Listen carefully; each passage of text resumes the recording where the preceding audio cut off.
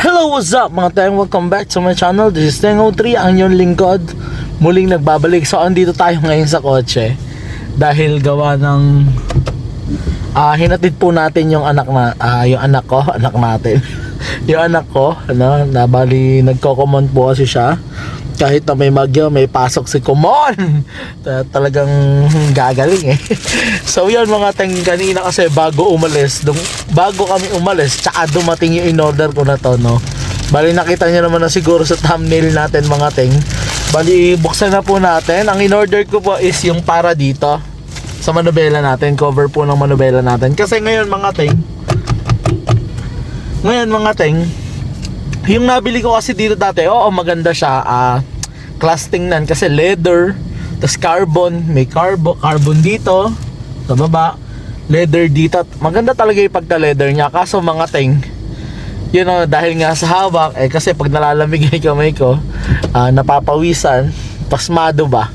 Ngayon, mabilis pong nasira yung andito. Kasi nga po, nabibilad din sa araw. Kasi pag nahahawakan ko din, syempre, basta yung kamay ko, tas mabibilad sa araw. Ngayon, nabalatan. Ngayon, yung pinakabalat niya, nung nabalatan po, yung pinaka nasa loob ay humahawa sa kamay na itim. Bali, nagmamantsa po, no?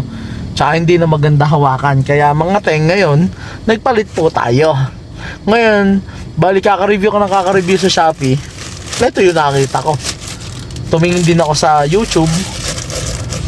Ito din nakita ko na maganda nga yung pagkaka-review. Ngayon ay unbox po natin yung binili ko na car body po na steering wheel cover. So pakita ko sa inyo. Ayan. Ayan. Masyadong maliwanag ba? Ayan. Ito po yung nabili natin. Ngayon mga teng, i-unbox na po natin. Let's go!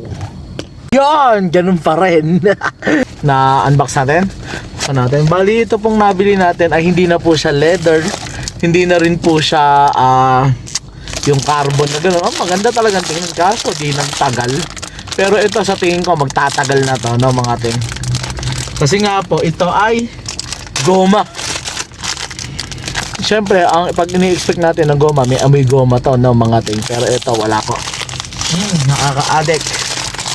So ang binili po natin sports, merong classic lang doon, yung parang plain na bilog. Siyempre makapit pa rin naman yun, pero gusto pa rin natin mga teng na yung sporty look, yung may design ba para kapit na kapit mga teng.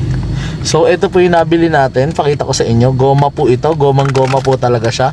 Napakaganda po ng type na goma kasi hindi po siya mabaho. Siyempre ang ina-expect natin parang amoy interior, pero hindi naman. Kasi parang lechong kawali lang. So ito po yung nabili natin, no. Sheesh, may damage. Babaliktad na lang natin mga ting para walang damage. Ayan. Sa pagkakabit po nito mga ting, yun lang. Ganyan lang. Tapos siyempre dahil goma yan, mababa na tiyan mga ting. Pero mas maganda to ikabit pagkapatay yung makina. Dahil makulit ako. Hindi. Batain lang natin. Uy. Tayo natin dito. Sige lang. Batak lang mga teng. Batak lang ng batak hanggat hindi nahuhuli. Ayan mga teng. So ayan, ayos naman siya mga teng, no? Makikita nyo naman, ang ganda ng pagkakakabit sa kanya, no? Ang hassle lang dito is yung nakabuka to. Kaya pagka ikaw o ako, hinihintay ko si Mrs. Pagka halimbawa may binili, hindi ako mainip kasi may gaganyan-ganyan nila ako mga teng. Yun lang pala yung cons nito, no? Pero pagdating sa grip niya, makapit siya mga teng, ano? Solid yung pagiging makapit niya, napakakapit. So ayan mga teng, no, napaakabit niya mga teng. Nilagyan ko pa ng yan, parang yung basta yung BS1 parang ganun na parang oily siya, pero walang kadulas-dulas mga teng, no? Hindi. Nice one, maganda tong nabili natin mga teng. Salamat car body. Baka naman. So, test drive natin mga teng, no? Let's go. Test drive, no? Testing natin pagka itinest drive natin mga teng. Nagpahid pa naman ako mga teng ng pampakintab dahil siyempre nakakahiya sa inyo. Baka makita nyo yung pinabaya ko na yung kotse ko. So, ayan. Testing natin. Ang kagandahan dito mga teng, no? Kasi doon sa may leather, tumataba po yung pinaka-handle niya, yung pinaka-steering wheel dahil makapal po yung goma. And yung isa pa is ano siya, tawag dito,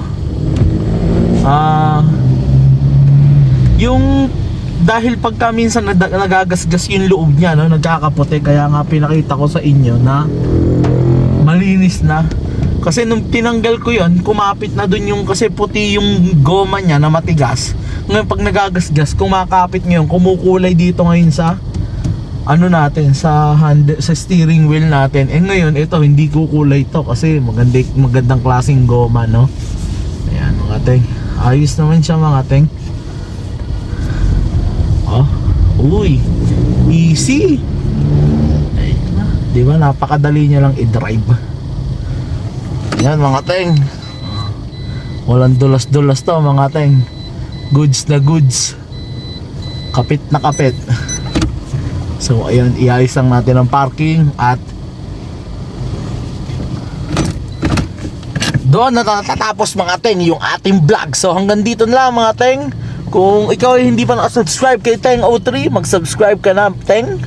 At kung please like and share my video para makatulong ka na rin sa akin. So hanggang dito na lang, peace out.